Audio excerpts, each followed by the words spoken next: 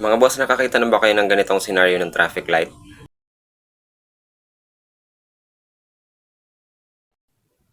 Dalawa lang ang ibig sabihin ng blinking red traffic light. Ito ay ang hindi pa siya fully operational o kaya merong malfunction.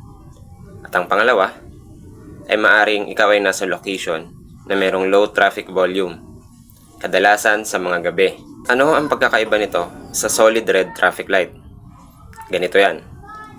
Sa solid red traffic light, kinakailangan mo mag fully stop at maghihintay ng green before mag-proceed. Samantalang sa blinking red traffic light, madalas ito nakikita sa ganong sitwasyon na aking nabanggit at also sa mga four-way stop o yung merong intersection. Kinakailangan kayo mag fully stop pa rin at mag-proceed kapag inyong turn na o yung tinatawag nating first to come, first to go o di kaya kapag wala ng danger sa ating paligid.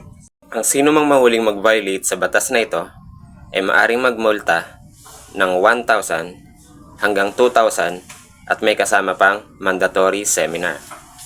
Yun lamang po. Muli, ito si Boss Jun.